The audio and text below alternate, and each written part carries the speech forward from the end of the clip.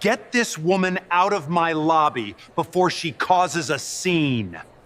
Elliot Vance looked Mariah Bellamy up and down, his smile sharp and cruel. You hear me? This is a corporate headquarters, not a place where anyone can wander in pretending they matter. Mariah didn't move. I have a meeting with Mr. Whitlock. He's expecting me shortly. Graham doesn't meet with people like you without my permission. The lobby went silent. Security stepped closer, uneasy. Ma'am, please come with me. Mariah's voice stayed calm. You should call him first. You're making a mistake. Elliot stepped toward her. No, I'll tell you what's gonna happen. You're gonna stop embarrassing yourself, turn around, and leave my building. He leaned closer, smiling. Next time, learn which doors were never meant for you. Elliot had no idea Mariah was the $340 million investor holding his company's last chance. Before we go any further, comment where in the world you are watching from, and make sure to subscribe, because tomorrow's story is one you don't want to miss. Dr. Mariah Bellamy stepped through the glass doors of Vance Meridian Technologies, her heels clicking against the polished marble floor of the downtown Chicago headquarters. The lobby stretched before her like a cathedral of corporate power, gleaming surfaces, soaring ceilings, and the kind of silence that money bought. She carried a slim leather portfolio containing preliminary documents for a $340 million rescue investment. Documents that could save this company from collapse. The morning sun streamed through floor-to-ceiling windows, casting long shadows across the pristine space. Mariah wore a navy suit that fit perfectly, pearl earrings that caught the light, and the quiet confidence of someone who had built her fortune from nothing. She had dressed carefully for this meeting, not to impress, but to remind everyone in the room that respect was not negotiable. At 46, Mariah had learned to read rooms quickly. This lobby told her everything she needed to know about Vance Meridian's culture. Beautiful, but cold. Expensive, but empty. The kind of place where image mattered more than substance. She approached the curved reception desk where a young woman with blonde hair and nervous energy sat behind a computer screen. The nameplate read, Paige Naylor. Paige looked up with the practiced smile of someone trained to be pleasant to important people and dismissive to everyone else. "Good morning," Mariah said, her voice calm and clear. "I'm Dr. Mariah Bellamy. I have a confidential investor meeting with CEO Elliot Vance and CFO Graham Whitlock." Paige's fingers flew across the keyboard, her brow furrowing as she searched the appointment system. The smile faded into confusion, then mild irritation. "I'm sorry, but I don't see any meeting scheduled under that name. Are you sure you have the right day?" Mariah's expression remained patient. She had expected this. Graham had warned her the meeting was kept off the public calendar for obvious reasons. A $340 million rescue investment required discretion. The appointment was marked confidential. "Could you please call Mr. Whitlock's office?" Paige's tone shifted, becoming slightly patronizing. "Ma'am, all executive meetings go through the system, even confidential ones. Maybe you're thinking of a different company? The Meridian Hotel is about 6 blocks south if—" "I'm in the right place," Mariah interrupted gently. "Please call Graham Whitlock." Before Paige could respond, the elevator doors opened with a soft chime. 3 men in expensive suits emerged, their voices carrying across the marble space. The man in the center commanded attention without trying. Tall, silver-haired, wearing confidence like armor. Elliot Vance. Mariah recognized him from the financial magazines, though he looked older in person. More tired around the eyes. Elliot was mid-conversation with the 2 executives flanking him, gesturing with the kind of animated authority that came from never being questioned. "Told the board we'd have answers by Friday. I don't care what it takes. We deliver." He stopped talking when he noticed Mariah standing near the executive elevators. His eyes narrowed. scanning her from head to toe with the cold assessment of someone deciding whether she belonged in his space. The calculation took seconds. His conclusion was immediate. "Can I help you?" The question sounded helpful, but his tone carried an edge, a challenge disguised as courtesy. Mariah turned to face him fully, maintaining eye contact. "I'm Dr. Mariah Bellamy. I'm here for the investor meeting." Elliot's eyebrows shot up, and a laugh escaped before he could stop it. Not a pleasant laugh, the kind that cut. "The investor meeting?" He glanced at his executives, who shifted uncomfortably. "I think there's been some confusion. The investor meeting is private." "I understand that," Mariah replied evenly. "I'm Mariah Bellamy from Bellamy Equity Partners." But Elliot wasn't listening anymore. His assumption had calcified into certainty. This woman, this black woman in his lobby, could not possibly be the investor his company desperately needed. The mathematics of his prejudice were simple and absolute. "Look, I don't know what game you're playing here," Elliot said, his voice rising slightly. Several employees had emerged from side corridors, drawn by the unusual tension in their normally quiet lobby. Phones began lifting discreetly. "But you can't just walk into a Fortune 500 company and pretend to be someone important." Mariah felt the familiar burn of humiliation rising in her chest, but her voice remained steady. "Mr. Vance, I think there's been a misunderstanding." "The only misunderstanding," Elliot cut her off, "is you thinking you can bluff your way upstairs." He turned toward the security desk where Darius Cole stood watching with growing unease. Darius was a former military police officer, disciplined and observant. Something about this confrontation felt wrong to him, but orders were orders. The lobby had gone completely silent now. Even Paige had stopped typing. Everyone could feel the electricity in the air, the moment when power and prejudice collided with consequences neither side could predict. Elliot pointed directly at Mariah, his finger cutting through the space between them like a blade. "Get her out before she causes trouble." Darius Cole felt his stomach tighten as he stepped away from the security desk. His black leather shoes made soft sounds against the marble floor as he approached Mariah. 23 years of military service had taught him to follow orders, but something about this situation made his instincts scream warnings. The woman standing near the executive elevators carried herself with the kind of quiet authority that came from real power, not pretense. "Ma'am," Darius said softly, his voice respectful but firm, "I'm going to have to ask you to come with me." Mariah turned to face him, and he saw no panic in her dark eyes, only disappointment. "Mr. Vance," she said, speaking past Darius to address Elliot directly, "you are making a serious mistake." The words hung in the air like a final warning. But Elliot was too deep into his performance now, too invested in demonstrating his authority in front of his staff. His face flushed red with anger and embarrassment. Having this woman, this intruder, speak to him with such calm certainty only made him more furious. "A mistake?" Elliot's voice echoed off the marble walls. "The only mistake is you thinking you can walk into my building and lie about who you are." He gestured wildly at the gathering employees.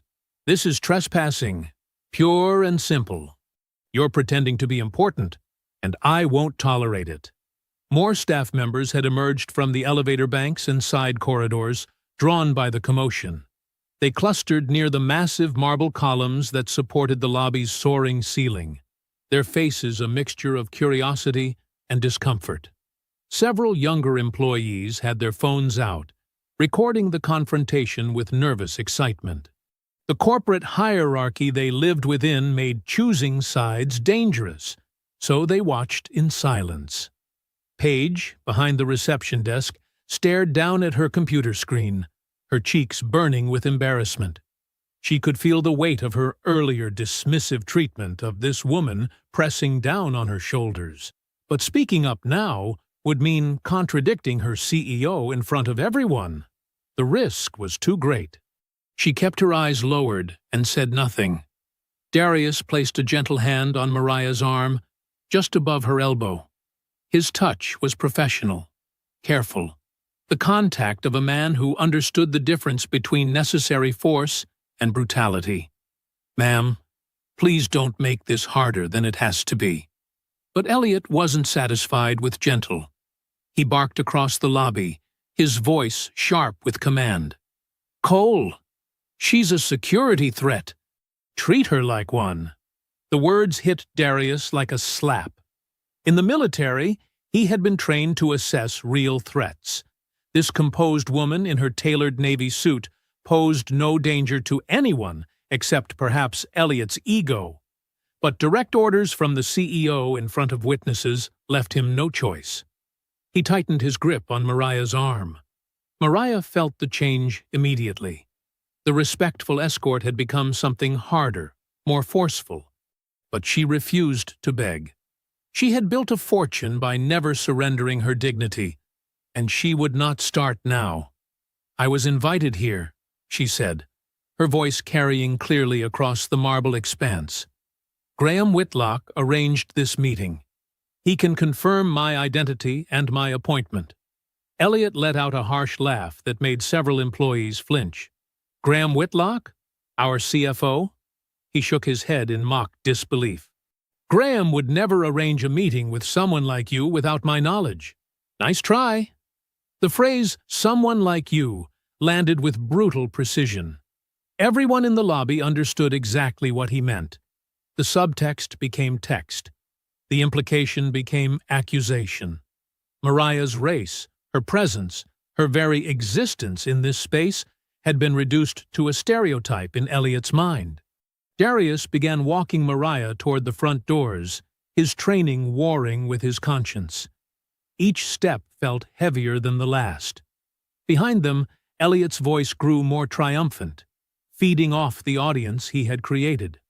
"Get her out of here before she tries another story," Elliot commanded. "And Cole, call the police. I want her charged with trespassing." The elevator chimed softly, then its doors burst open like an explosion. Graham Whitlock rushed out in complete panic. Graham Whitlock burst from the elevator like a man fleeing a burning building. His usually perfect silver hair was disheveled, his tie askew, and a manila folder clutched against his chest was spilling papers across the marble floor. His face was flushed red with panic and exertion. "Stop!" he screamed, his voice cracking with desperation. "Everyone stop right now!" The entire lobby froze. Darius's hand remained on Mariah's arm, but his grip loosened instinctively. Employees who had been watching the drama unfold stood motionless, their phones still recording. Even Elliot turned toward his CFO with a mixture of confusion and irritation. Graham stumbled forward, nearly tripping over his own feet in his haste to reach them. More papers scattered from his folder, financial projections and investment documents floating down like fallen leaves. His chest heaved as he struggled to catch his breath. "She's our investor!" Graham shouted, pointing directly at Mariah. "She's Dr. Mariah Bellamy! She's the $340 million investor we've been waiting for!" The words hit the lobby like a physical force. Complete silence fell over the space, broken only by the soft hum of the air conditioning and the distant sound of Chicago traffic outside the glass walls. Elliot's confident smirk vanished from his face as if it had been surgically removed. His mouth opened slightly, then closed again without sound. The color drained from his cheeks, leaving him pale and suddenly smaller than he had appeared moments before. Around the lobby, employees began to understand what they had just witnessed. The woman their CEO had ordered dragged out by security was the same woman who held the power to save their jobs, their health care benefits, their mortgages, their children's college funds. The investor whose money could prevent layoffs and keep their company from collapse had been publicly humiliated in front of them all. Some employees covered their mouths in shock. Others looked down at their phones, realizing they had recorded their CEO's career suicide in real time. The two executives who had been standing behind Elliot took subtle steps backward, distancing themselves from the disaster. Graham reached Mariah and Darius, his breathing still ragged. "Dr. Bellamy, I am so deeply sorry. I am so incredibly sorry." He looked at Darius with pleading eyes. "Please, please let her go immediately." Darius released Mariah's arm as if it had become electrified. He stepped back, his professional composure intact, but his eyes troubled. He had been ordered to treat a billionaire investor like a common criminal. Graham turned back to Mariah, his hands shaking as he tried to gather the scattered papers. "Your appointment was kept off the public calendar for confidentiality reasons. The merger talks, the investment details, we couldn't risk any leaks to the market before the announcement. That's why the reception desk didn't have your name. That's why security wasn't informed." Mariah stood perfectly still, her composure unbroken despite everything that had happened. Her navy suit remained immaculate, her leather portfolio still clutched in her free hand, her pearl earrings catching the lobby's recessed lighting. But her dark eyes held something new now, a cold assessment that made several watching employees shiver. She looked directly at Elliot, who remained frozen near the marble pillars like a statue of his former confidence.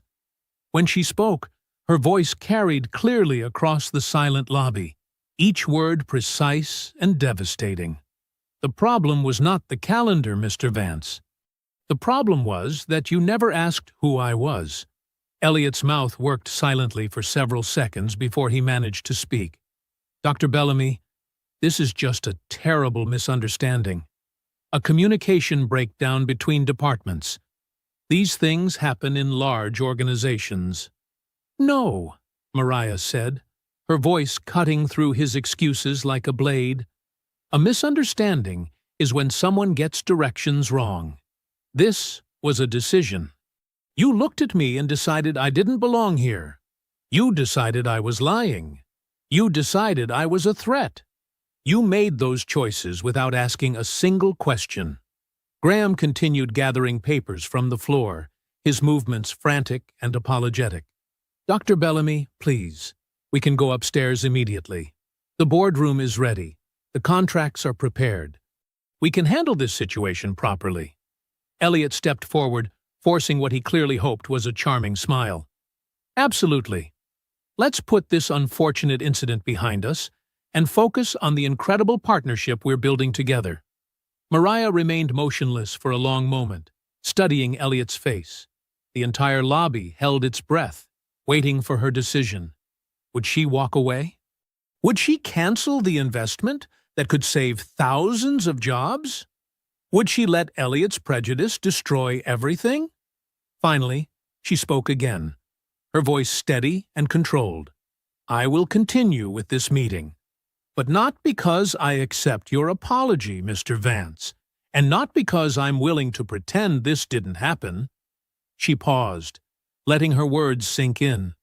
"I'm going upstairs because there are thousands of workers and dozens of hospitals that depend on the stability this investment can provide. I will not let your behavior punish them." Graham nearly collapsed with relief. "Thank you. Thank you so much, Dr. Bellamy. The elevator is right here." Mariah walked toward the elevator with the same composed dignity she had maintained throughout the entire ordeal. Graham rushed ahead to press the call button, still clutching his scattered papers and shooting grateful glances in her direction. As the elevator doors opened, Mariah stepped inside with Graham. Elliot followed behind them, his forced smile tight and brittle, fury burning behind his eyes, despite his attempt to appear gracious. The doors began to close on a lobby full of stunned employees and one security guard who was questioning every order he had ever followed. The elevator climbed silently to the 32nd floor, its polished walls reflecting the tension between the three occupants. Graham clutched his papers, stealing nervous glances at Mariah. Elliot stared straight ahead, his jaw tight with barely contained anger. Mariah watched the floor numbers change, her expression unreadable. When the doors opened, they stepped into a hallway lined with floor-to-ceiling windows overlooking Chicago's skyline. Graham led them toward massive oak doors at the end of the corridor. "The executive boardroom," he said quietly. "Everyone is waiting." Inside, the room commanded attention with its gleaming conference table, leather chairs, and walls displaying awards and corporate achievements. 5 people sat around the table, their faces tense with anticipation. At the head sat Vivian Stokes, the board chair, a woman in her early 60s with silver hair pulled into a perfect chignon and sharp eyes that missed nothing.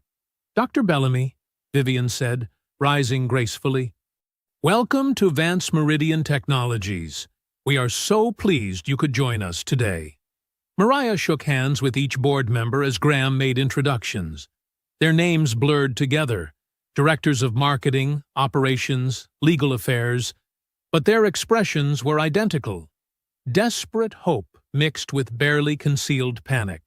Elliot took his seat at the opposite end of the table from Vivian, gesturing for Mariah to sit to his right. She chose a chair across from him instead, placing her leather portfolio on the polished surface. "Before we begin," Elliot said, his voice smooth and practiced, "I want to address the unfortunate confusion in our lobby today. Dr. Bellamy, please accept my sincere apologies for the miscommunication regarding your arrival.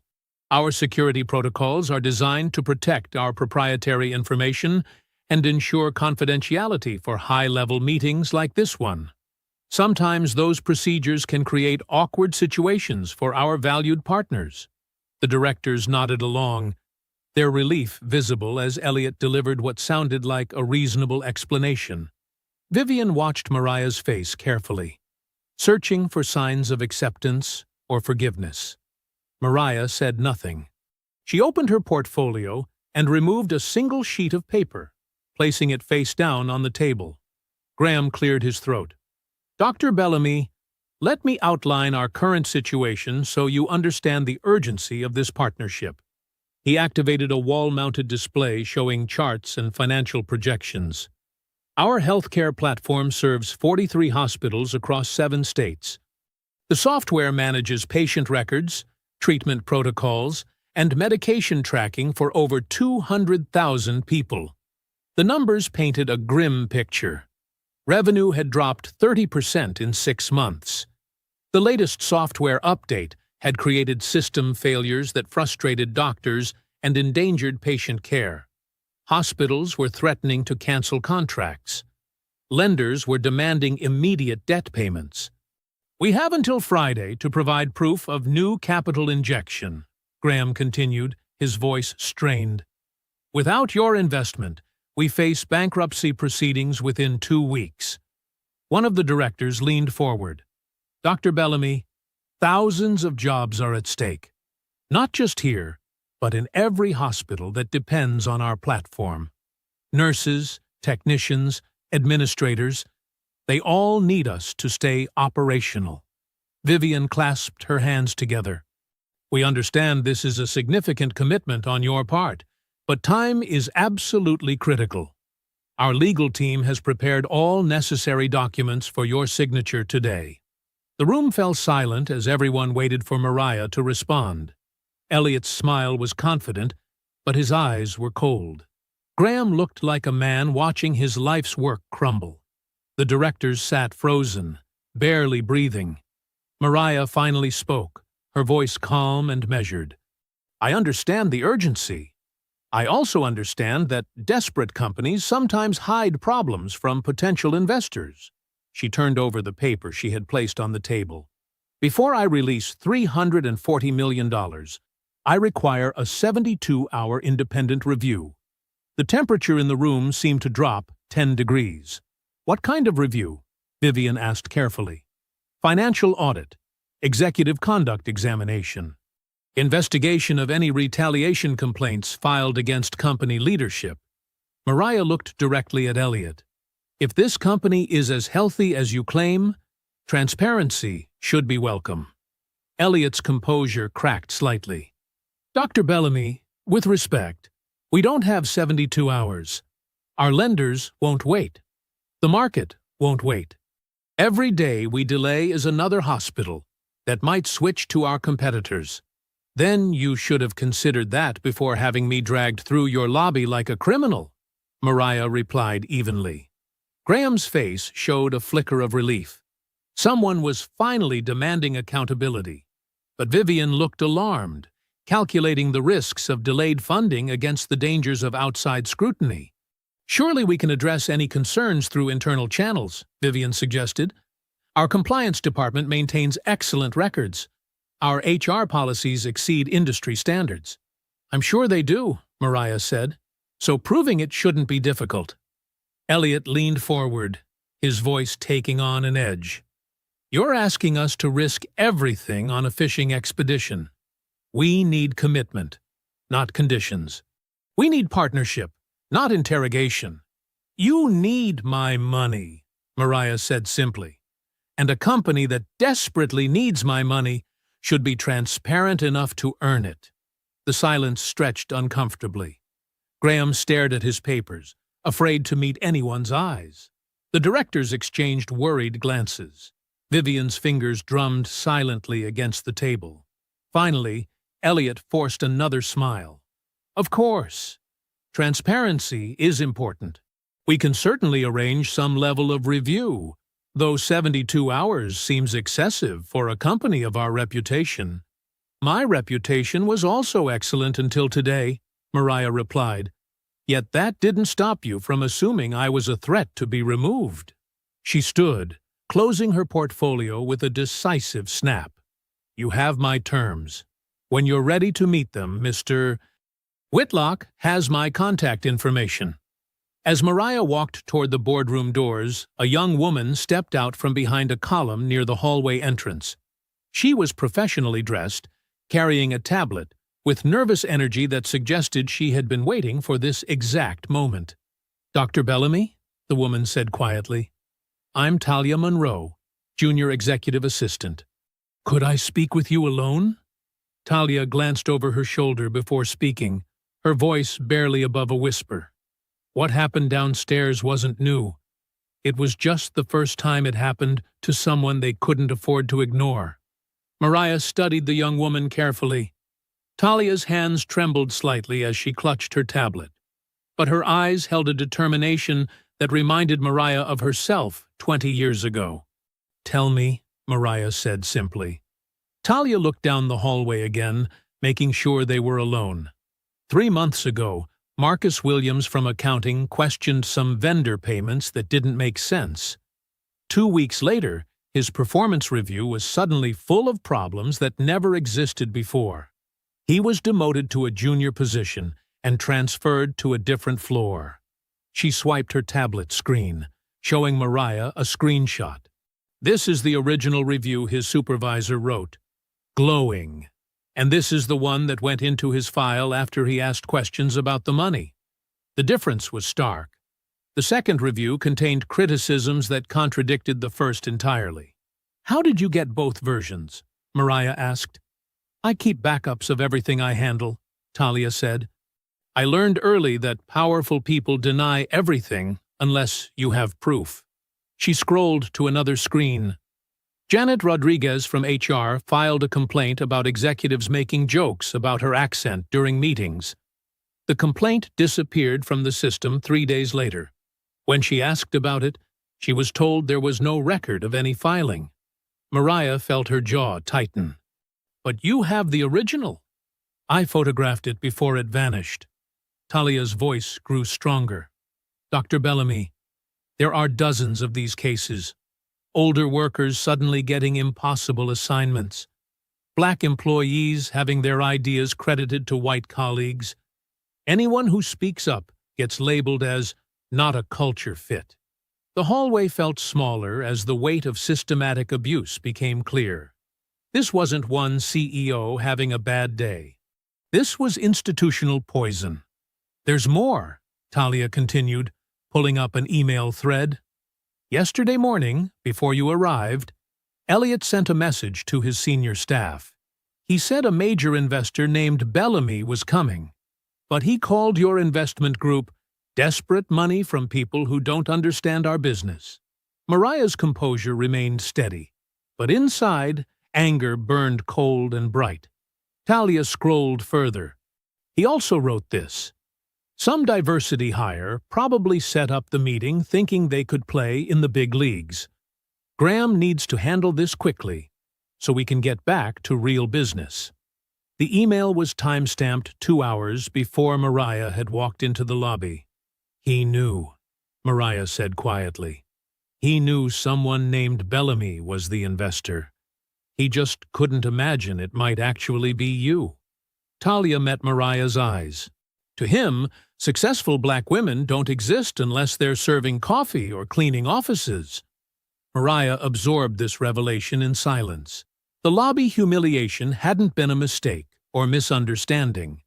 It had been the natural result of assumptions so deep Elliot couldn't see past them, even when his company's survival depended on it. "Why are you showing me this?" Mariah asked. "Because what happened to you happens to us every day. The only difference is we can't walk away with $300 million. Talia's voice wavered slightly. "If you expose him, maybe the rest of us get a chance to breathe." "This could cost you your job," Mariah warned. "Staying quiet already cost me my dignity," Talia replied. "And if this company collapses because Elliot drove away the one person who could save it, I'll lose my job anyway." Meanwhile, 7 floors above, Elliot paced behind his mahogany desk, while his inner circle sat in uncomfortable silence. His chief of staff, David Park, watched nervously as the CEO's face grew redder with each step. "The lobby video needs to disappear," Elliot snapped. "All copies, security cameras, phones, everything. I don't care what it costs." "Sir," David said carefully, "deleting evidence could create legal problems if—" "Legal problems?" Elliot's voice rose. "That woman is the legal problem. She thinks she can waltz in here and humiliate me in front of my own employees?" Marketing Director Sandra Hayes shifted in her chair. "The investment would stabilize our debt situation. Maybe we should focus on smoothing things over rather than—" "She doesn't get to demand audits and reviews like she owns this place," Elliot cut her off. "I built this company. I decide who gets access. I decide who belongs." He turned to face the group. "Find out who talked to her after the meeting. Someone gave her information. Someone is feeding her ammunition to use against us." David made notes reluctantly. "What about the 72-hour review she requested?" "Stall her. Tell her we're considering it while we arrange alternative financing. Make her think she has leverage while we find another way forward." Elliot's smile was cold. "By the time she realizes what's happening, we won't need her money anymore." HR Director Patricia Bell spoke up. "Sir, if she's recorded any evidence of discrimination, federal investigators might—" "There is no discrimination," Elliot said sharply. "There are high standards and people who can't meet them. There's a difference." He walked to his floor-to-ceiling windows and looked down at the street below. In the marble lobby, Mariah shook Talia's hand and walked calmly toward the front doors. Her steps were measured, her expression composed, but everyone who watched could sense the shift in power. Darius nodded respectfully as she passed his security desk. Paige looked up from her computer with nervous guilt. Several employees paused their conversations to watch. Mariah pushed through the glass doors without looking back. From his window, Elliot watched her climb into a black town car. His reflection stared back at him, distorted by the afternoon light. He placed his palm against the cool glass and whispered, "She will not take my company." That same evening, Mariah returned to her hotel suite overlooking downtown Chicago and received calls from concerned partners. The 32nd floor suite offered a panoramic view of the city's glittering skyline, but Mariah barely noticed the lights reflecting off Lake Michigan as her phone buzzed continuously on the marble coffee table. Her business partner, Michael Torres, called first. "Mariah, Have you seen the Chicago Business Journal website? His voice carried tension she rarely heard from the normally calm attorney. There's a story about your meeting today. Mariah pulled up the article on her laptop. The headline made her jaw tighten.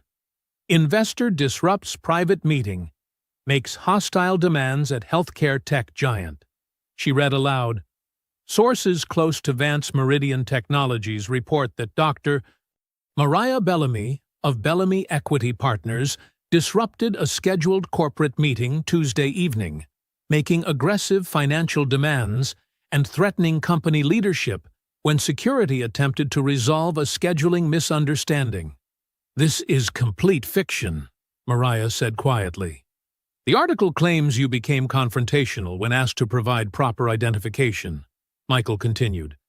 It says you demanded immediate access to confidential financial records and threatened to withdraw funding unless given unprecedented control over company operations. Mariah scrolled through the story. Every detail had been twisted. Her calm request for identification became aggressive demands. Elliot's humiliation became a scheduling misunderstanding. Her ethical review request became a hostile takeover attempt. Her phone rang again. Patricia Williams from the Teachers' Pension Fund. Mariah, we're getting calls from reporters asking about your investment strategy. Someone leaked that you're involved with Vance Meridian. The coverage makes it sound like you're forcing your way into companies that don't want your involvement. Another call. Another concerned partner. Another investor questioning whether Mariah's reputation could damage their shared portfolios. By 9 o'clock, she had fielded 12 calls from allies who believed her but worried about perception in the financial press. They're rewriting the story before anyone can verify what really happened, she told Michael during their final call of the evening. Elliot is covering his tracks, while the evidence is still fresh. Across town, at Vance Meridian headquarters, Elliot stood in Vivian Stokes's corner office on the 28th floor. The board chair poured herself a glass of wine while reviewing the online coverage. The article presents our side professionally, Vivian said, though her voice lacked conviction. But attacking a major investor carries risks, Elliot. If this backfires— She's not a major investor, Elliot interrupted. She's an opportunist who saw our temporary difficulties and decided to exploit them. The woman walked into our building making demands like she already owned us. Vivian studied his face. Graham says her financing would stabilize our debt within 60 days. Graham doesn't understand business strategy. He sees numbers on spreadsheets, not the bigger picture. Elliot moved to the windows overlooking the Chicago River. Mariah Bellamy wants control, not partnership. She demanded audits, reviews, personnel changes. That's not investment. That's conquest. The board needs stability, Elliot. Our stock price dropped 8% this week alone, which is exactly why we can't let her dictate terms. If word spreads that we're so desperate, we'll accept hostile conditions from any investor who shows up. Every vulture in the market will circle us. Vivian set down her wine glass. What are you proposing? Alternative financing. I have contacts at 3 private equity firms. We can structure a deal that protects our independence and avoids her ultimatums. 2 floors below, Graham Whitlock sat in his office reviewing quarterly reports when Elliot appeared in his doorway. We need to discuss the Bellamy situation, Elliot said, closing the door behind him. Graham looked up wearily. She's offering exactly what we need, Elliot. $340 million in immediate capital with reasonable terms. Why are we fighting this? Because reasonable terms don't include demands for executive removals and company-wide audits. Elliot sat across from Graham's desk.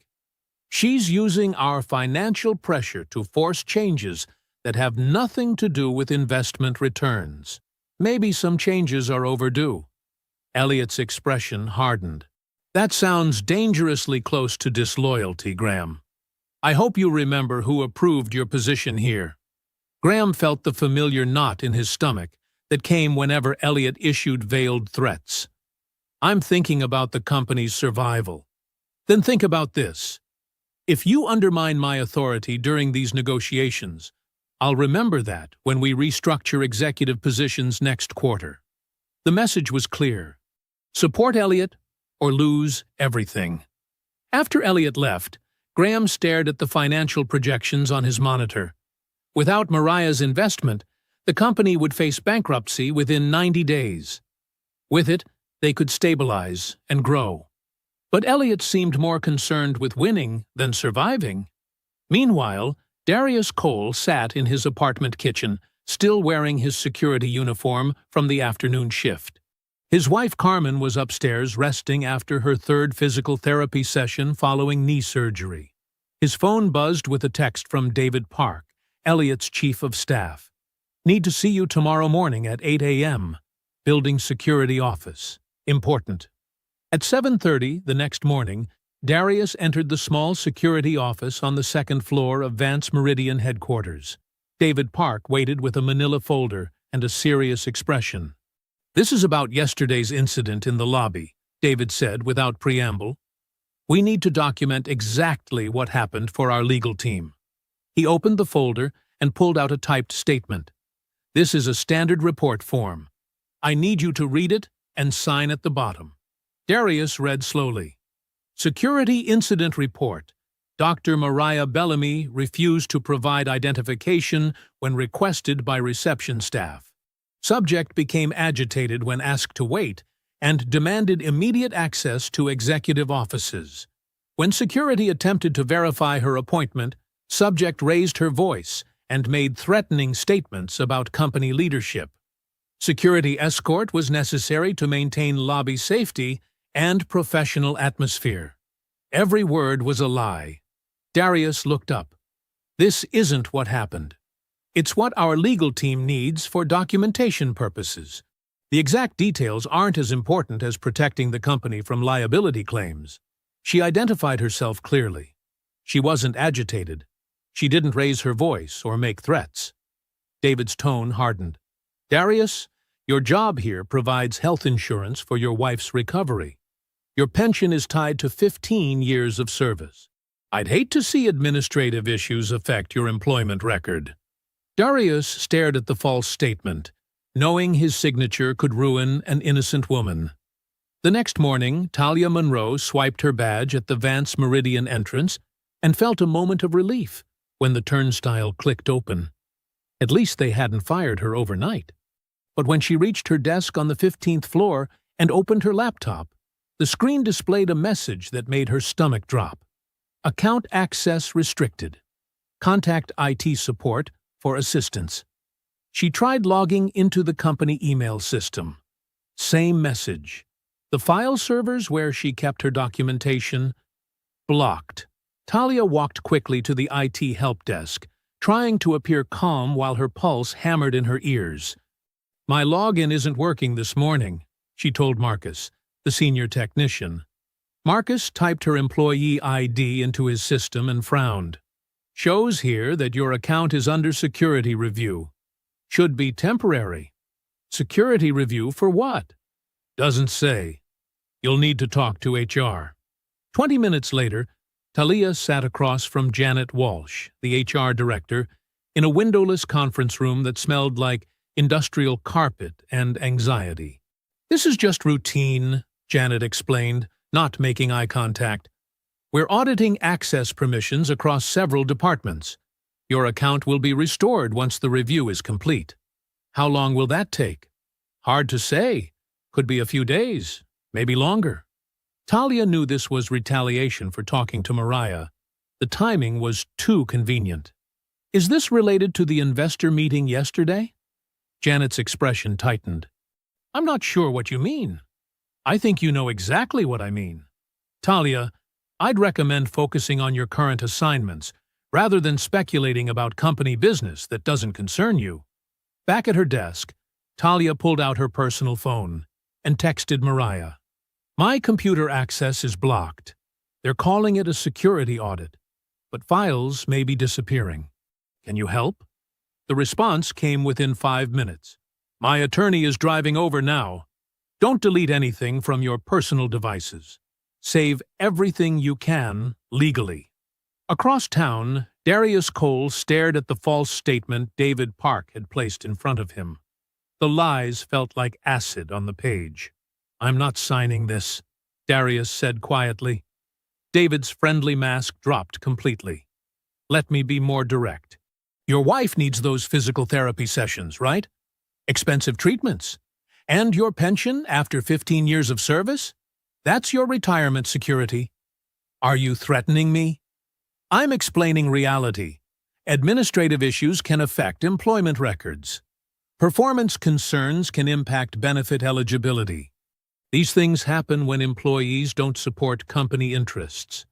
Darius thought about Carmen upstairs in bed, still recovering from surgery.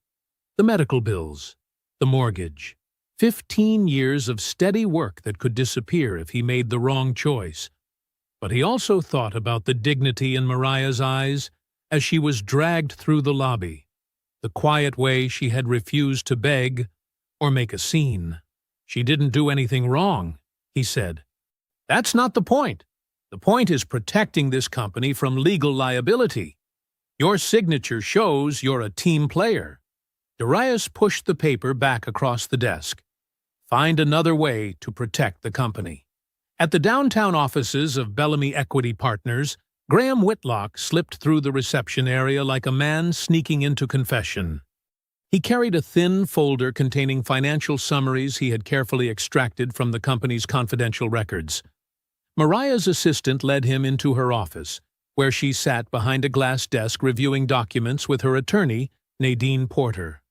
"Graham," Mariah said without warmth, "you look nervous." "I have reason to be." He placed the folder on her desk. "These are high-level financial overviews. Nothing that violates confidentiality agreements, but enough to show you what we're dealing with." Nadine examined the papers. She was a sharp-featured woman in her 50s, with silver hair and the demeanor of someone who had spent decades fighting corporate misconduct. "Interesting," she said. "Your debt structure shows some unusual vendor relationships. These consulting fees seem inflated." Graham's hands trembled slightly. "There are irregularities that the board hasn't been fully briefed on." "Such as?" "Elliott has been moving money through shell contracts. Some of the crisis we're facing isn't just market pressure. It's been accelerated by questionable spending decisions." Mariah leaned forward. "Are you saying he's been stealing?" "I'm saying the books don't match what the board thinks they approved." Nadine made notes on a legal pad. "We'll need documentation for the independent review team." "They arrived this morning," Graham said. "Elliott is furious. He's been screaming at department heads all day, demanding to know who authorized outside auditors to access company files." Back at Vance Meridian headquarters, the independent review team had set up operations in a conference room on the 20th floor. Led by forensic accountant Patricia Hayes, the team methodically worked through financial records while employees whispered nervously in hallways. Talia managed to intercept Nadine Porter near the elevators. "I'm Talia Monroe. Mariah said you were coming." "Ms. Porter, I understand you have documentation we need to preserve. I forwarded key emails to my personal legal counsel this morning before my access was completely locked. Performance reviews that were altered. Messages showing retaliation against employees who complained. Evidence of the pattern Mariah experienced. Smart thinking. We'll coordinate with your counsel to ensure everything is properly protected." As they spoke, Elliott emerged from the elevator with his chief of staff. He saw Talia talking to an unfamiliar woman in a business suit, and his expression darkened. "Ms. Monroe," he called out sharply. "I need to see you in my office, now." Nadine handed Talia her card. "Call me if you need legal support." In Elliott's office, the CEO paced behind his desk like a caged animal. "Who was that woman you were speaking with?" "A visitor." "Don't lie to me. I know Mariah Bellamy sent lawyers into this building." "I wouldn't know about that." Elliott slammed his palm on the desk. "You think you're clever, don't you?" feeding information to outsiders, undermining this company's leadership. I haven't done anything wrong. You've done everything wrong. He picked up his phone and dialed security. I need an escort to remove Talia Monroe from the premises immediately. An hour later, as the sun set behind the Chicago skyline, Talia walked slowly through the lobby, carrying a small cardboard box containing her personal items. 2 security guards flanked her, just as they had flanked Mariah 24 hours earlier. Employees gathered near the marble columns, watching in fearful silence. Some held phones but were too intimidated to record. Paige, the receptionist, kept her eyes fixed on her computer screen, unable to look at another woman being humiliated in the same space. Darius stood by the front entrance, his jaw tight with anger. When Talia reached the doors, he spoke quietly. "This isn't right." Talia looked back at him with tired eyes. "No, it isn't." As the glass doors closed behind her, Talia pulled out her phone and called Mariah. "They threw me out," she said simply. "Just like they did to you." That evening, Mariah sat across from 3 people in a private conference room at the Palmer House Hotel. The mahogany table was covered with financial documents, laptops, and legal pads filled with notes. Patricia Hayes, the forensic accountant, adjusted her reading glasses and pointed to a series of highlighted transactions on her laptop screen. These payments caught my attention immediately. Large sums moving through consulting vendors, but the work descriptions are vague. Graham leaned forward, his face pale. "I approved some of those." Elliot said they were emergency consulting fees to stabilize the software platform. "The problem is the recipients," Patricia continued. 3 different vendor names, but they all trace back to the same registered address. A shell company called Northbridge Consulting Solutions. Nadine Porter looked up from her legal pad.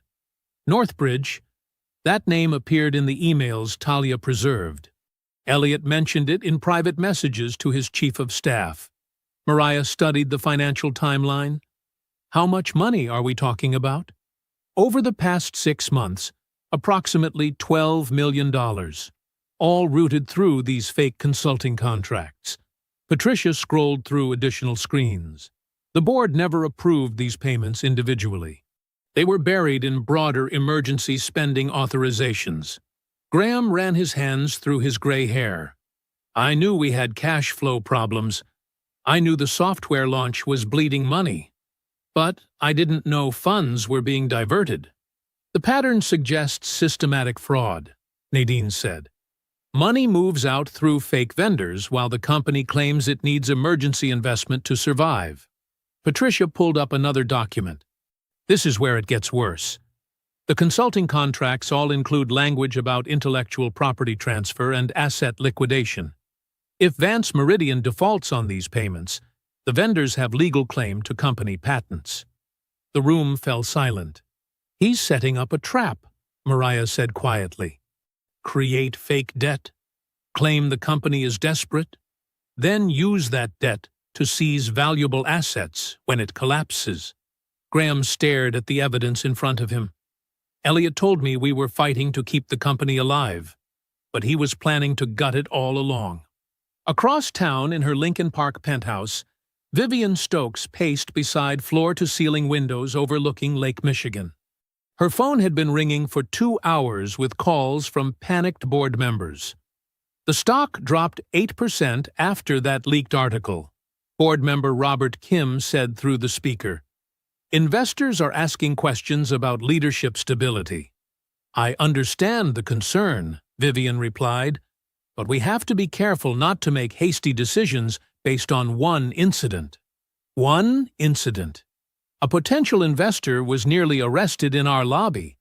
The optics are terrible. Another voice joined the call. Board member Susan Martinez.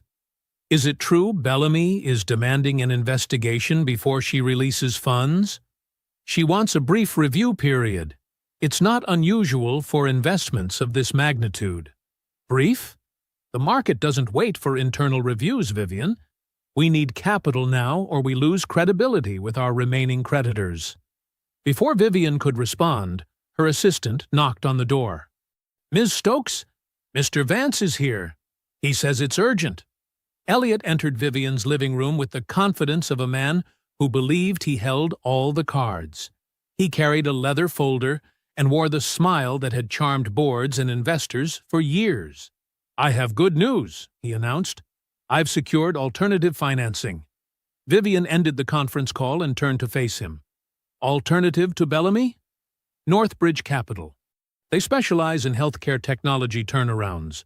They can provide the same level of funding without the delays and conditions Bellamy is demanding." "I've never heard of Northbridge Capital." "They're a private firm, very discreet. They understand that speed matters more than bureaucratic reviews." Elliot placed the folder on her coffee table. "They're prepared to sign tomorrow morning." Vivian opened the folder and scanned the term sheet. The numbers looked impressive, but something felt wrong. "This seems too convenient, Elliot. A major private equity firm appears overnight just when we need them. That's how business works when you have relationships. Northbridge has been watching our company for months. They see the value that Mariah Bellamy is too paranoid to appreciate." "What about the review she's conducting?" "We cancel it. We announce the Northbridge partnership and move forward. The market responds positively, our creditors relax, and we avoid the spectacle of having an outsider investigate our internal operations." Vivian studied Elliot's face. He looked confident, but there was something desperate beneath the polish. "And if Bellamy objects?" "She can object all she wants. But if we have funding secured, her opinion becomes irrelevant." Back at the Palmer house, Mariah stared at the evidence Patricia had compiled. The shell companies, the fake consulting contracts, the hidden debt arrangements, it all pointed to one devastating conclusion. She looked directly at Graham. "Your CEO isn't trying to save this company. He's preparing to strip it." The morning sunlight streamed through the glass walls of the Vance Meridian lobby, casting long shadows across the marble floor where Mariah had been humiliated just 3 days earlier. Now Elliot Vance stood in the exact same spot, facing a small crowd of financial reporters and camera crews. He wore his best navy suit and his most confident smile. "Ladies and gentlemen, I'm pleased to announce that Vance Meridian Technologies has secured emergency financing through our partnership with Northbridge Capital," Elliot said into the cluster of microphones. "This investment will stabilize our operations, protect jobs, and ensure our healthcare platforms continue serving hospitals nationwide." A reporter from the Chicago Tribune raised her hand. "What about Dr. Mariah Bellamy's investment offer?" "Sources say she was conducting a review of your company." Elliot's smile never wavered. "Dr. Bellamy presented certain terms that would have delayed critical funding while our creditors and patients waited. Northbridge Capital understands that in healthcare technology, speed saves lives." Another reporter called out, "Is it true there was an incident in this lobby involving Dr. Bellamy?" "There was a miscommunication about scheduling that was quickly resolved. Dr. Bellamy was treated with complete professionalism." Elliot gestured to the lobby around him. "As you can see, this is a welcoming space for all legitimate visitors." The reporters scribbled notes.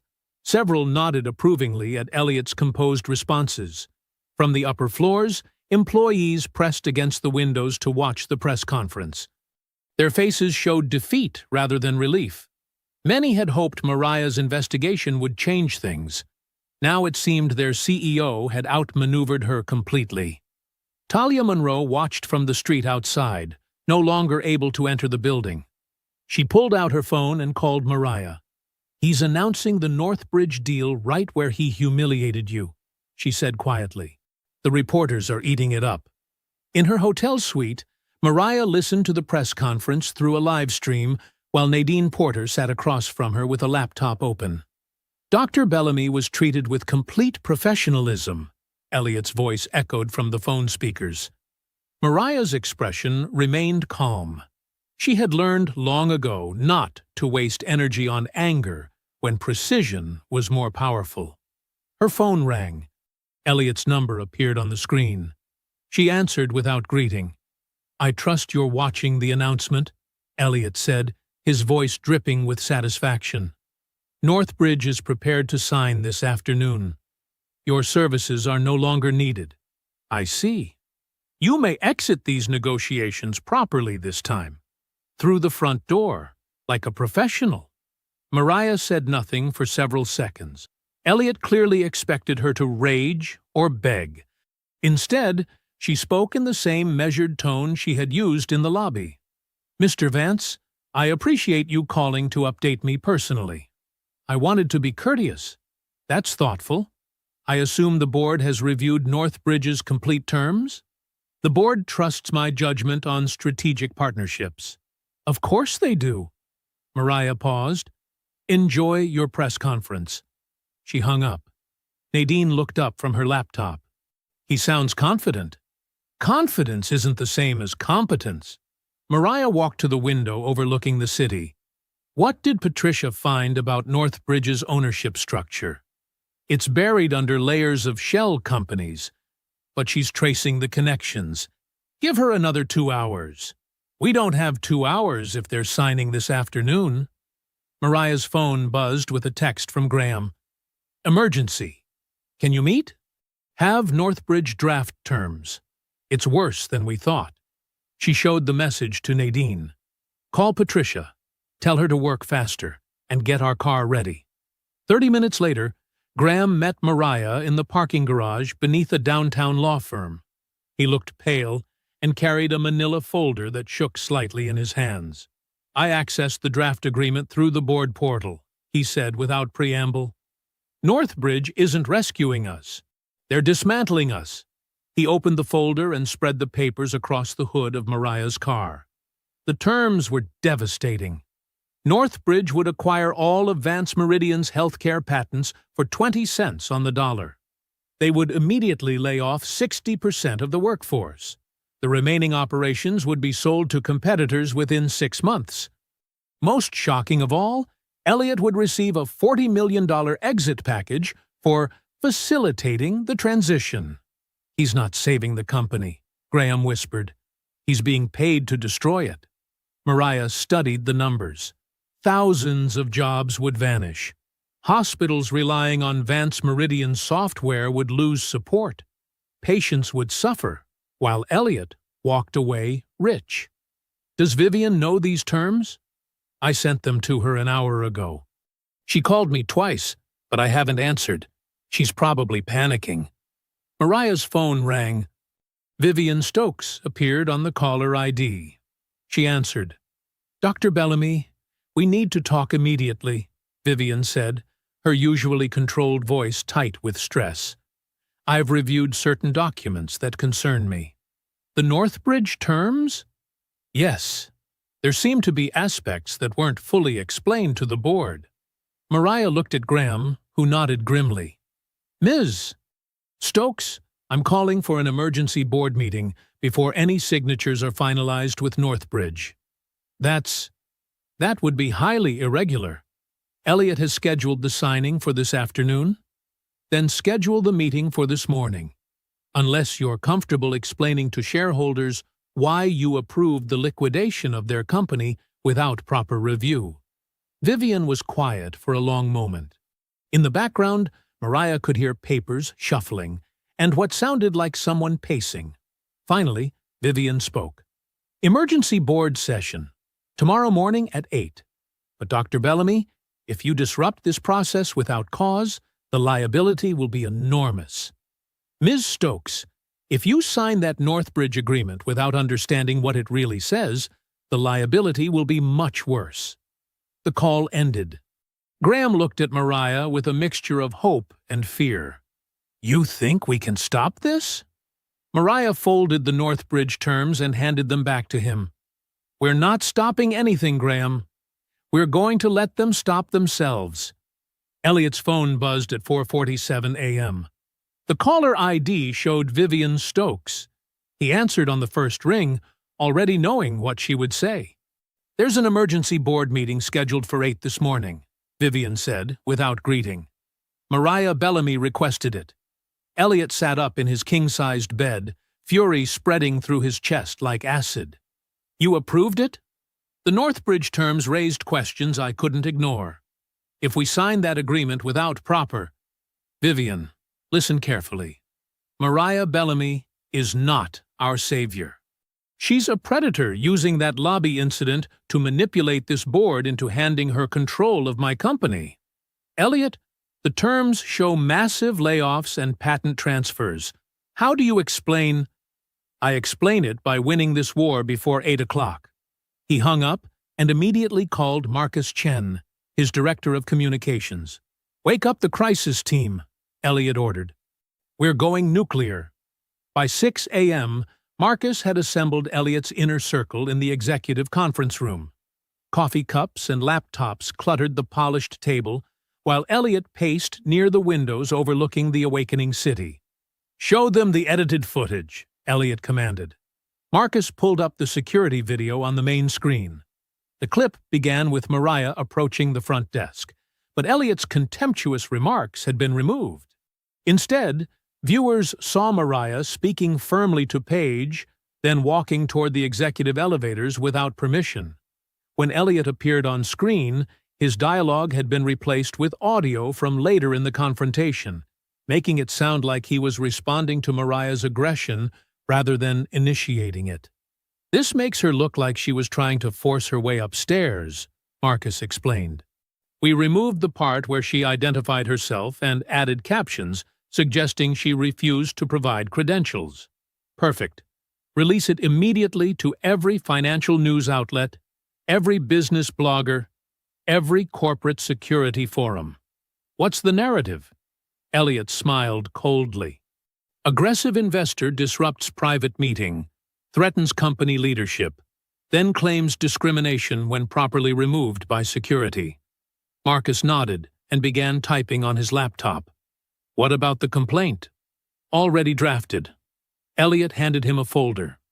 We're filing formal complaints with the SEC and state regulators accusing Bellamy Equity Partners of attempted coercion, market manipulation, and using false discrimination claims to force hostile takeover terms. The room went quiet. Even Marcus looked uncomfortable. Sir, that could destroy her firm's reputation permanently. That's the point. She humiliated me in front of my employees.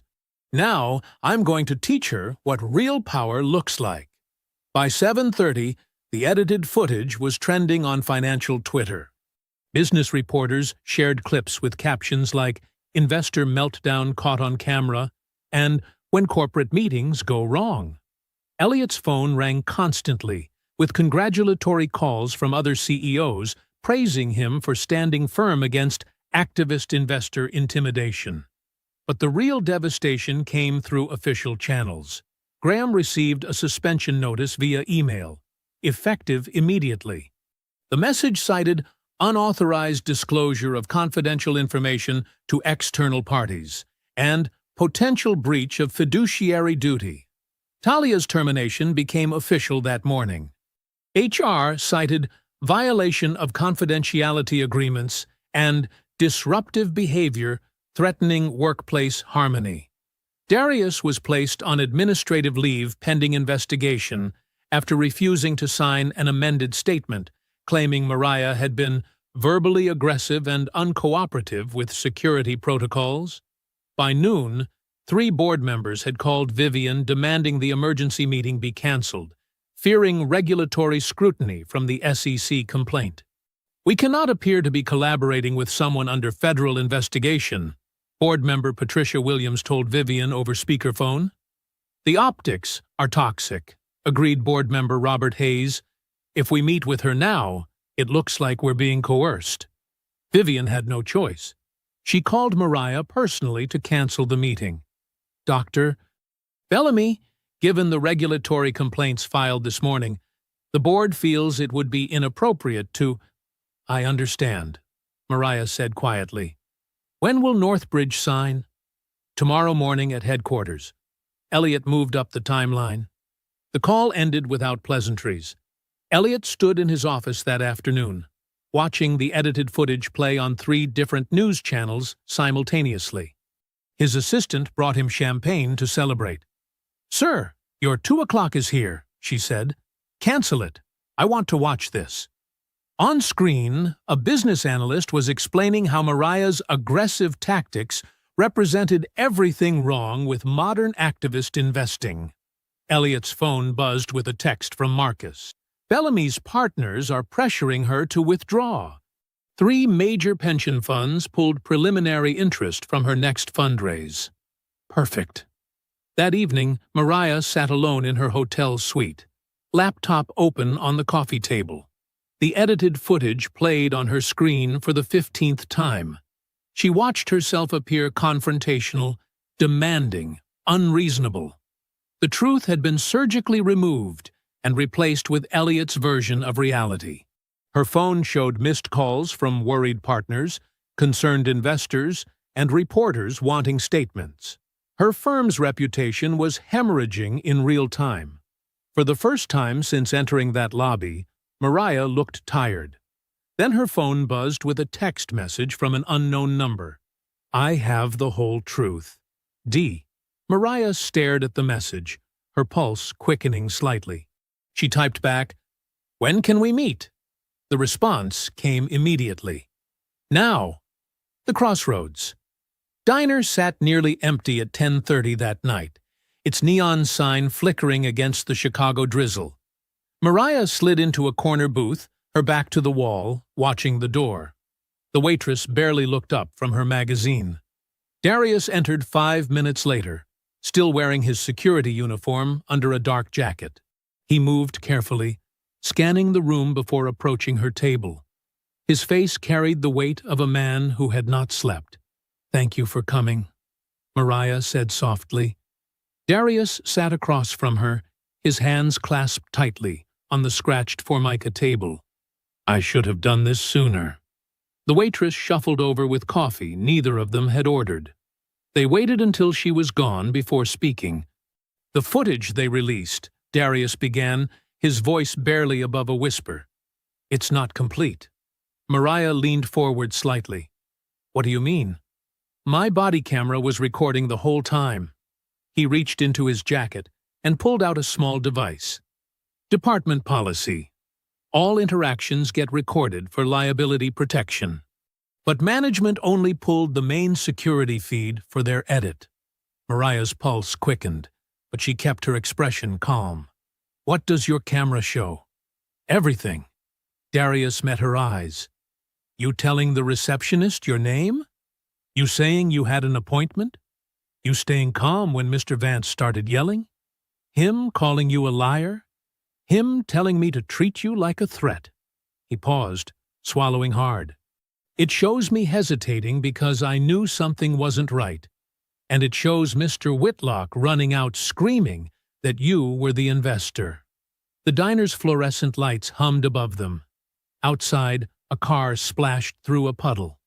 "Why didn't you come forward before?" Mariah asked without judgment. Darius's jaw tightened. "Because they threatened my pension. Because my wife just had surgery. And we need the insurance. Because I'm 52 years old. And good security jobs don't grow on trees." He looked down at his hands. "I was going to stay quiet. Sign their statement. Keep my head down like I've done my whole career." "What changed?" "Talia." His voice hardened. "Watching them fire that young woman for telling the truth. Watching her walk out of that building with a cardboard box while everyone stared. Just like they stared at you." Mariah felt something shift in her chest. She didn't deserve that. Neither did you. Darius looked up. "I've been security for 23 years. Military police before that. I know the difference between someone causing trouble and someone being targeted. You were targeted from the moment you walked in." The door chimed softly as 2 more figures entered. Nadine Porter moved with purpose, her briefcase in hand, followed by Talia Monroe. Talia looked older than her 29 years, her professional composure strained, but intact. They slid into the booth beside Mariah. Nadine nodded to Darius respectfully. Ms. Monroe has preserved critical evidence through her legal counsel, Nadine said quietly. We need to coordinate before moving forward. Talia placed a folder on the table. Before they locked me out completely, I forwarded everything to my attorney. Emails showing Mr. Vance knew a major investor named Bellamy was coming. Messages where he joked about some desperate money trying to buy in. Instructions to his staff after the lobby incident. She opened the folder carefully. This one came 6 hours after you left the building. Mariah read the printed email. Elliot's message to his inner circle was brief and brutal. The Bellamy situation needs to disappear. Find leverage. Discredit her firm. Make this problem go away before Monday's market open. He didn't hide it, Talia said. He thought he was untouchable. Nadine's phone buzzed. She glanced at it and looked up. Mr. Whitlock is joining us securely. She opened her laptop and connected to an encrypted video call. Graham's face appeared on screen, tired but determined. Behind him was what looked like his home office. Dr. Bellamy, Graham said, I have the financial records you need. Northbridge isn't just connected to the shell contracts. It is the shell contracts. The same numbered accounts, the same signatory authorizations. Elliot has been funneling company money to himself through Northbridge for 8 months. Mariah felt the pieces clicking together. So, when Northbridge rescues the company, he gets paid twice, Graham finished. Once through the fraudulent contracts, and again through the acquisition fees. Meanwhile, Northbridge strips the patents, fires half the workforce, and leaves the company worthless. The booth fell silent except for the hum of the refrigerated display case. Mariah looked at each face around the table. 3 people who had risked their careers to preserve the truth. 3 witnesses who refused to let injustice hide behind corporate polish. We're not leaking this anonymously, she said quietly. We're walking back in there tomorrow morning and showing everyone exactly what they tried to cover up. Talia nodded firmly. Darius straightened his shoulders. Graham's image flickered, but his expression remained resolute. Nadine opened her briefcase and began removing documents. Then we do this correctly. Full evidence packets to the board, outside counsel, the forensic auditors, and federal investigators. Everything documented, everything admissible. Mariah pulled out her phone and began typing. The first message went to Vivian Stokes, sent at exactly 11:47 p.m. Emergency board meeting tomorrow, 9 a.m. New evidence requires immediate review before Northbridge signing. This is not a request. She copied the message to every board member, outside counsel, and the lead auditor. Then she composed a second message to Elliot Vance himself. See you in the morning. The diner's fluorescent lights buzzed overhead as Mariah slid into the cracked vinyl booth across from Darius. The place was nearly empty, except for a tired waitress wiping down tables and a cook scraping the grill clean. Steam rose from 2 coffee cups between them. Darius looked older than he had in the lobby. Lines creased his forehead. His hands wrapped around his mug like he needed the warmth. I've been carrying this for 3 days, he said quietly. It's been eating at me. Mariah waited. She had learned that rushing truth never worked. My body camera was on during the whole thing, Darius continued. Standard procedure when there's any kind of disturbance. I record everything until the situation ends. He reached into his jacket and pulled out a small device. This has the full footage, not the edited version they put online. The whole truth. Mariah stared at the camera. What does it show? You telling that receptionist your name, calm as anything. You asking for Mr. Whitlock to be called. Then Vance walking in and immediately assuming you didn't belong. Darius's voice grew steadier. It shows him cutting you off every time you tried to explain. It shows him getting louder when you stayed quiet. The diner door chimed. Mariah looked up to see Talia entering with a woman in a sharp gray suit. "That's my attorney," Mariah said. "Nadine Porter." Talia approached the table, her face tight with exhaustion. Nadine carried a slim briefcase and moved with the precision of someone who had handled corporate warfare before. They slid into the booth. Talia placed a thick folder on the table. "Before they locked me out completely, I saved everything," Talia said.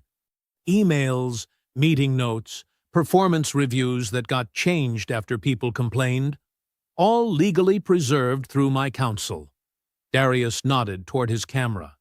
"The recording shows Mr. Whitlock running out of that elevator, screaming that Dr. Bellamy was the investor. It shows Vance's face when he realized what he'd done." "Why didn't you come forward before?" Mariah asked gently. Darius's jaw tightened. "My wife just had surgery. Cancer. The medical bills are crushing us. I need this job, need the insurance. They told me if I signed a statement saying you were uncooperative, this would all go away quietly. But you didn't sign. I couldn't. Not after they fired Talia for trying to help you. I saw the pattern then. They don't just attack the person causing problems. They go after anyone who tells the truth." Talia opened her folder. "The emails are worse than what I showed you before. Messages where Elliot mocked a major investor named Bellamy coming. Jokes about desperate money trying to buy in. Instructions to his staff after the lobby incident." She pulled out several printed pages. "This one came 6 hours after you left the building." Mariah read the email. Elliot's message to his leadership team was direct and damning. "The Bellamy situation needs to disappear. Find leverage. Discredit her firm. Make this problem go away before Monday's market open." "He documented his own corruption," Nadine observed. "He thought he was untouchable," Talia replied. Nadine's phone buzzed. She checked it and looked up. "Graham Whitlock wants to join us securely. He says he has financial records we need." She opened her laptop and established an encrypted video connection. Graham's face appeared on the screen. He looked haggard but determined. "Dr. Bellamy," Graham said, "I have the complete financial trail. Northbridge Capital isn't just connected to Elliot's shell contracts. It is the shell contracts. Same bank routing numbers, same authorization signatures. He's been stealing from the company for months." Mariah felt pieces falling into place. "So when Northbridge rescues Vance Meridian, he gets paid twice," Graham finished. "Once through the fraudulent invoices, and again through the acquisition fees. Meanwhile, Northbridge strips our patents, fires thousands of workers, and leaves the company worthless." The booth fell silent, except for the hum of kitchen equipment. Mariah looked at each person around her. 3 people who had risked everything to preserve truth.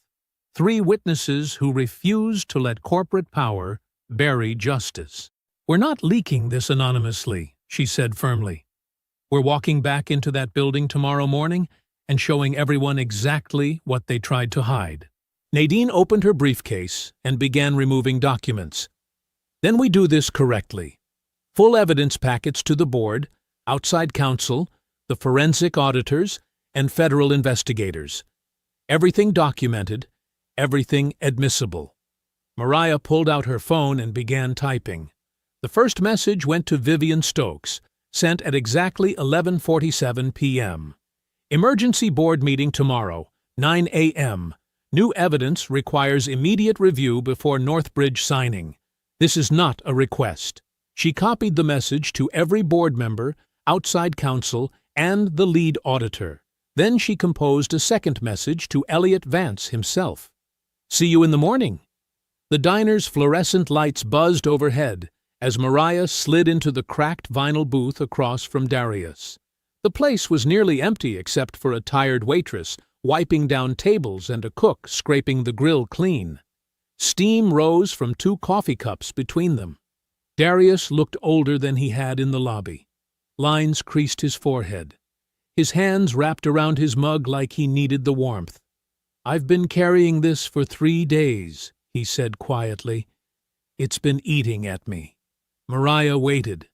She had learned that rushing truth never worked. "My body camera was on during the whole thing," Darius continued. "Standard procedure when there's any kind of disturbance. I record everything until the situation ends." He reached into his jacket and pulled out a small device. "This has the full footage, not the edited version they put online. The whole truth." Mariah stared at the camera. "What does it show?" "You telling that receptionist your name? Calm as anything. You asking for Mr. Whitlock to be called.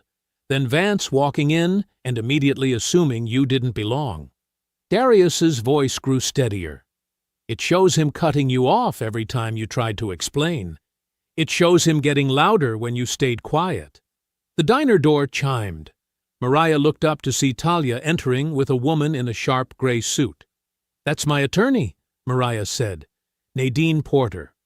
Talia approached the table, her face tight with exhaustion. Nadine carried a slim briefcase and moved with the precision of someone who had handled corporate warfare before. They slid into the booth. Talia placed a thick folder on the table. "Before they locked me out completely, I saved everything," Talia said. "Emails, meeting notes, performance reviews that got changed after people complained.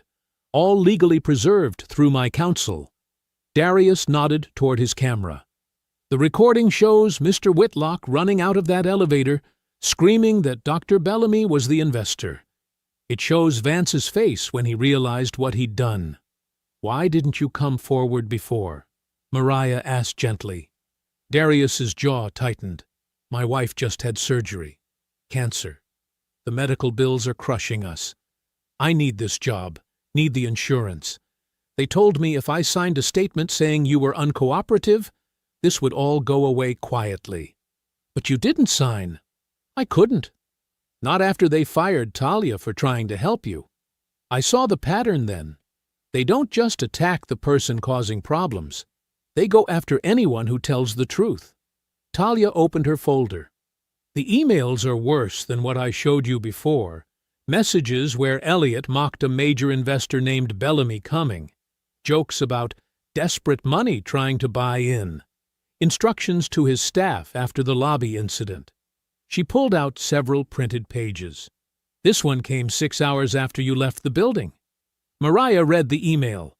Elliot's message to his leadership team was direct and damning. "The Bellamy situation needs to disappear. Find leverage. Discredit her firm. Make this problem go away before Monday's market open." "He documented his own corruption," Nadine observed. "He thought he was untouchable," Talia replied. Nadine's phone buzzed. She checked it and looked up. "Graham Whitlock wants to join us securely. He says he has financial records we need." She opened her laptop and established an encrypted video connection. Graham's face appeared on the screen. He looked haggard but determined. "Dr. Bellamy," Graham said, "I have the complete financial trail. Northbridge Capital isn't just connected to Elliot's shell contracts. It is the shell contracts. Same bank routing numbers, same authorization signatures. He's been stealing from the company for months." Mariah felt pieces falling into place. "So, when Northbridge rescues Vance Meridian, he gets paid twice," Graham finished. "Once through the fraudulent invoices, and again through the acquisition fees. Meanwhile, Northbridge strips our patents, fires thousands of workers, and leaves the company worthless." The booth fell silent except for the hum of kitchen equipment. Mariah looked at each person around her. 3 people who had risked everything to preserve truth. 3 witnesses who refused to let corporate power bury justice. "We're not leaking this anonymously," she said firmly. "We're walking back into that building tomorrow morning and showing everyone exactly what they tried to hide." Nadine began removing documents from her briefcase. "Then we do this properly. Full evidence packets to the board, outside counsel, forensic auditors, and federal investigators. Everything documented and admissible." Mariah pulled out her phone. The first message went to Vivian Stokes at 11:47 p.m. Emergency board meeting tomorrow, 9 a.m. New evidence requires immediate review before Northbridge signing. She copied every board member, outside counsel, and the lead auditor. Then she typed a second message directly to Elliot Vance. See you in the morning. The next morning arrived gray and cold. Mariah stepped through the same glass doors where her humiliation had begun 3 days earlier. This time, she carried a leather portfolio containing evidence that would destroy the man who had tried to erase her. Employees gathered near the marble columns, whispering. Word had spread that something major was happening. Paige Naylor looked up from the reception desk with nervous recognition. Darius stood at his security post, meeting Mariah's eyes with a slight nod. Mariah walked directly to the executive elevator without stopping. The boardroom on the 32nd floor buzzed with tense energy. Directors sat stiffly around the polished conference table. Vivian Stokes shuffled papers at the head. Her usual composure cracked. Graham Whitlock sat pale but resolute near the windows. Elliot paced behind his chair like a trapped animal. "This is outrageous," he snapped as Mariah entered with Nadine Porter. "Vivian, you're letting a hostile investor disrupt our Northbridge signing with conspiracy theories." Mariah set her portfolio on the table without responding. Vivian cleared her throat. "The board received evidence packets this morning that require immediate review." "Fabricated evidence," Elliot shot back. "She's desperate because we found better financing." "Then you won't mind us examining the truth," Mariah said quietly. Elliot pointed at her with fury. "I want her removed. She has no standing here. Security should escort her out just like before." The reference to the lobby incident hung in the air like poison. Vivian's voice hardened. "Mr. Vance, Dr. Bellamy is still our potential investor. She will present her concerns." Elliot's face flushed red. "I'm the CEO of this company." "For now," Vivian replied coldly. Mariah connected her laptop to the conference room screen. "Let's start with what really happened in your lobby." She pressed play. Darius's body camera footage filled the wall-mounted display. Crystal clear audio and video from his chest level. The directors watched Mariah approach the reception desk calmly. They heard her identify herself politely. They saw Elliot enter with his executives, scan the lobby, and zero in on her with immediate suspicion. "Can I help you?" his recorded voice asked with barely concealed hostility. "I'm here for the investor meeting." The board watched Elliot laugh dismissively.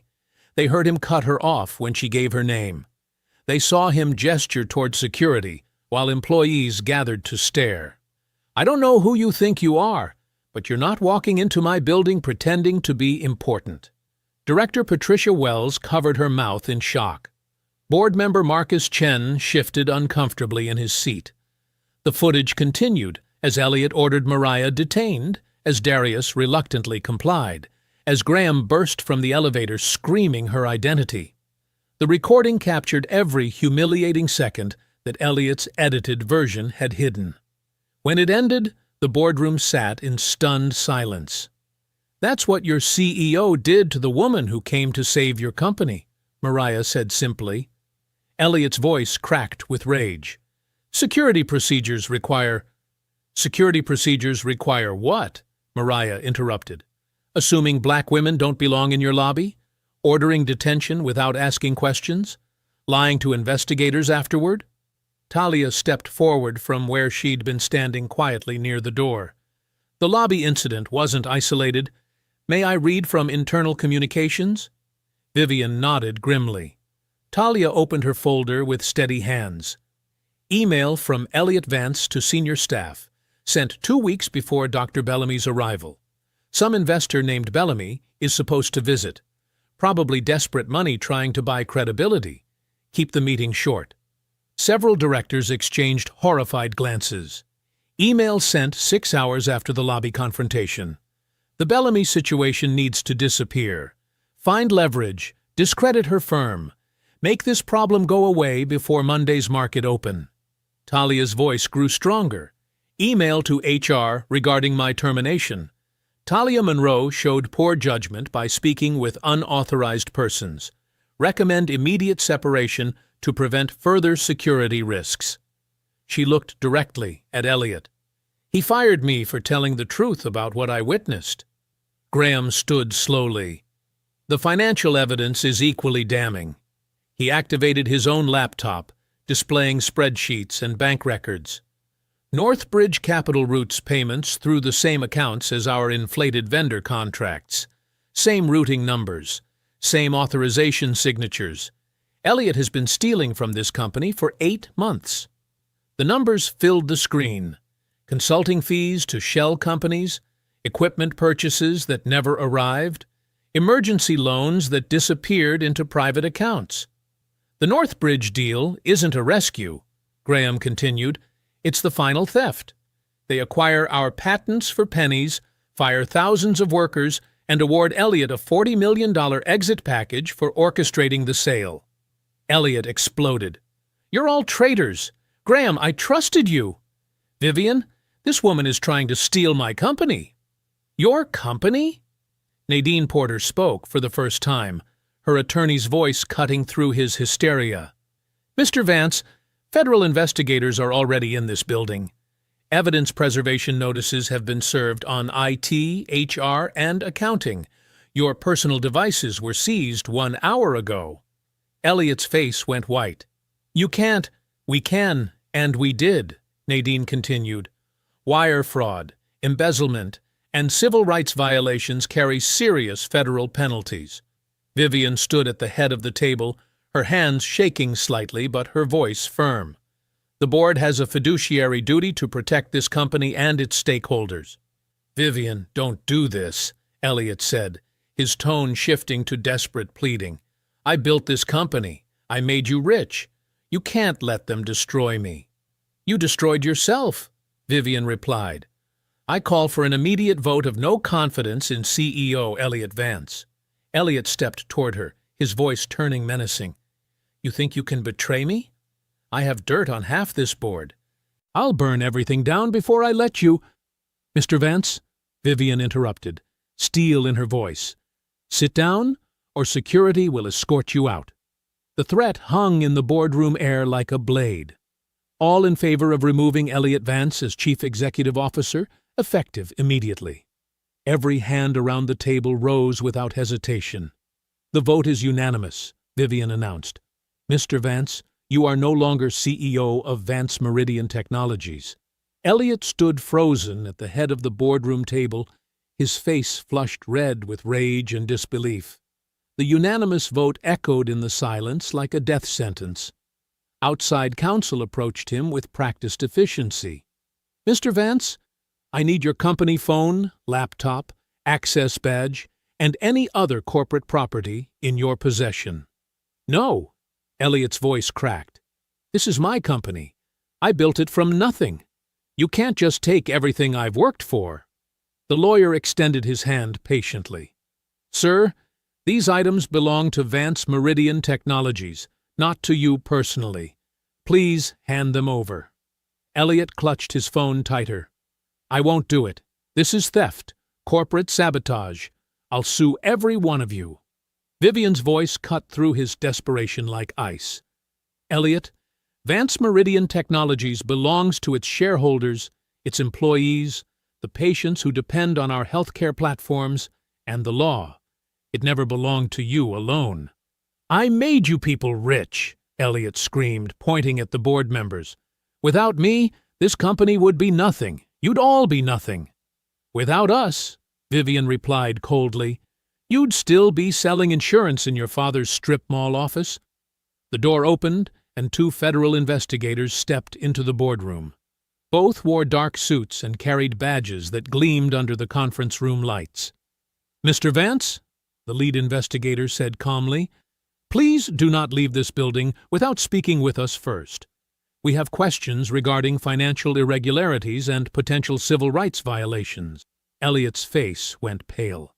I want my lawyer. That's your right, the investigator nodded. But you're not leaving until we're finished. The second investigator looked at outside counsel. We'll need those corporate devices preserved as evidence. Chain of custody protocols apply immediately. Elliot finally surrendered his phone and laptop, his hands shaking with fury. He ripped off his access badge and threw it onto the mahogany table. Fine. Take it all. But this isn't over. Vivian pressed a button on the conference phone. Security to the executive boardroom immediately. Minutes later, the door opened again. Darius Cole entered, flanked by 2 other security officers. But this time, Darius walked with calm authority, his uniform crisp, his bearing professional and unshakable. "Mr. Vance," Darius said evenly, "please come with us."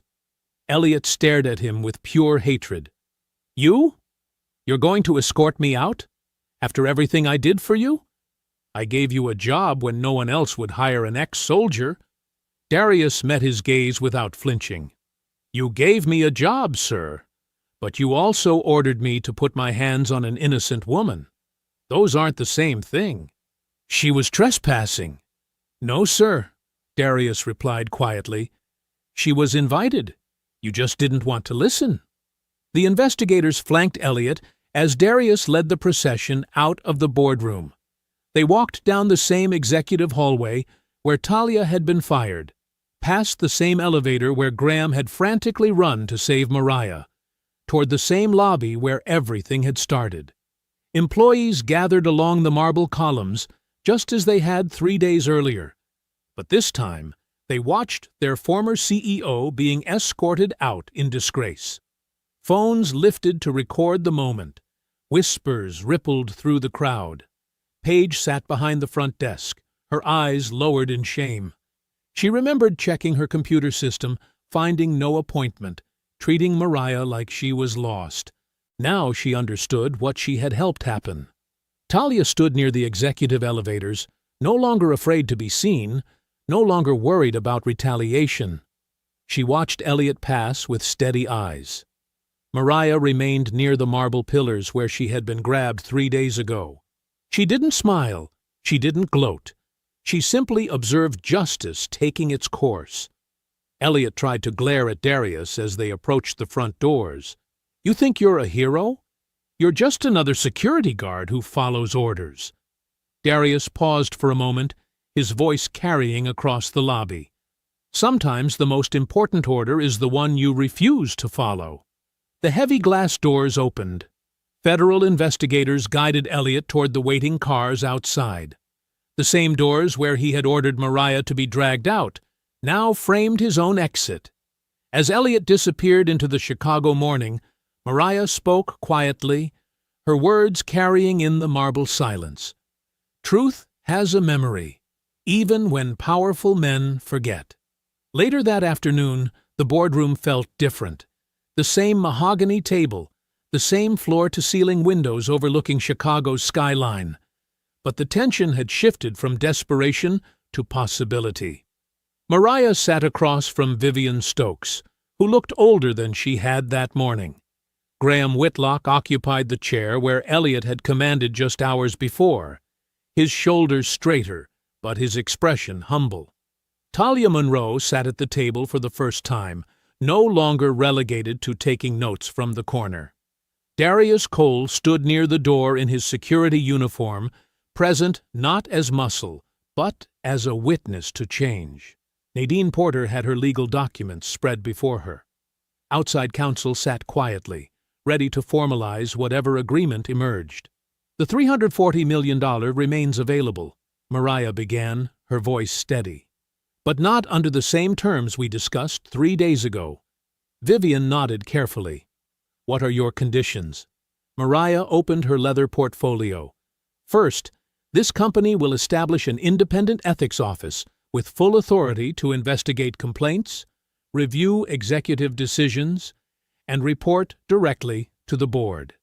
No more buried reports, no more disappeared complaints." She looked at Talia. "Second, Ms. Monroe will be reinstated immediately and promoted to Vice President of Ethics and Employee Accountability. Her salary will reflect that position, and she will have direct access to all personnel files, executive communications, and company policies. Talia's eyes widened. Graham nodded his approval. Vivian made notes on her tablet. Third, Mariah continued, every executive who participated in retaliation, discrimination, or financial misconduct will be removed within 30 days. No golden parachutes. No quiet resignations. Public accountability. Vivian's pen stopped moving. That could include several senior staff members. Then you should have chosen better senior staff, Mariah replied without sympathy. Fourth, this company will create the Bellamy Access Fund, named for my father, David Bellamy. It will provide healthcare technology and medical equipment to underserved communities. 5% of annual profits will fund this program.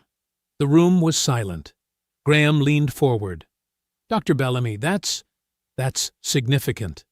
My father died because he couldn't afford the medical care he needed after 30 years of cleaning offices owned by men who never learned his name, Mariah said quietly. This company will not repeat that indifference. She turned to Darius. Fifth, Mr. Cole will become Director of Security Standards. He will retrain the entire security department on dignity, bias prevention, and lawful conduct. Never again will this lobby be a place where assumptions determine how people are treated. Darius straightened, surprise and gratitude crossing his face. Sixth, Mariah continued, employees will have representation on the company oversight committee. Workers who built this company deserve a voice in how it operates. Vivian set down her pen. And if we agree to these terms, then Vance Meridian survives. Thousands of people keep their jobs. Hospitals keep their software. Patients keep their care. The alternative is bankruptcy, liquidation, and failure. Graham cleared his throat. Before we proceed, I need to say something publicly. He looked directly at the outside counsel. My silence helped Elliot's culture survive. I knew complaints were being ignored. I saw employees being pushed out. I did nothing because I was afraid for my own position. The room held its breath. I'm not making excuses, Graham continued. Fear is not a defense for allowing injustice. If this board appoints me interim CEO, I will work every day to earn the trust I failed to protect. Vivian studied him carefully. That's quite an admission, Graham. It's the truth, he replied. And this company has had enough lies. Nadine spoke for the first time. The documents are ready for signature if the board approves these terms. Vivian looked around the table. The other directors who had joined by video conference nodded their agreement one by one. All in favor of accepting Dr. Bellamy's investment terms? Every hand rose. Mariah signed the investment agreement with the same pen she had carried into the building 3 days earlier. But now, the signatures meant something different. They meant accountability. They meant change. 3 weeks later, Mariah stepped through the glass doors of Vance Meridian Technologies, carrying a simple leather briefcase instead of rescue documents. The lobby looked the same, but everything felt different. Good morning, Dr. Bellamy, Paige said from behind the front desk, her voice warm and respectful. Mr. Whitlock is expecting you in Conference Room B. Thank you, Paige. Near the marble pillars where employees had once gathered to watch her humiliation, a small bronze plaque now hung on the wall. The Bellamy Access Fund, expanding healthcare with dignity. In memory of David Bellamy, 1943-2019. Mariah paused before it, remembering her father's calloused hands and quiet strength. Dr. Bellamy? Talia approached from the elevator bank, wearing a navy blazer with a new confidence in her stride. I'm heading upstairs to lead the new employee ethics training. Would you like to observe? I'd be honored. They rode the elevator together, the same car where Graham had frantically explained the confidential appointment system. Now, Talia carried a tablet full of policy reforms and training materials. In the conference room, Graham presented quarterly reports with cautious optimism. The company had stabilized. Stock prices had recovered after the leadership change. The Patient Access Fund had already provided medical equipment to 4 community clinics. The ethics office has processed 12 complaints in 3 weeks, Talia reported. All were investigated fully. 3 resulted in management changes. Employees are starting to trust the system. Darius appeared in the doorway. "Dr. Bellamy? There's a family in the lobby asking for a tour. A grandmother and her granddaughter." The little girl heard about the company from a news story. Mariah smiled. "Let's go meet them." Back in the lobby, a black woman in her 70s stood with a girl who couldn't have been more than 8 years old. The child stared at the bronze plaque with wide, curious eyes. "Are you the lady from the television?" the grandmother asked Mariah gently. "I might be." The little girl looked up at Mariah with complete directness. "My grandma says you made the mean man go away. Are you the one who owns this place now?" Mariah knelt down to the child's eye level, her voice soft but clear. "No, sweetheart.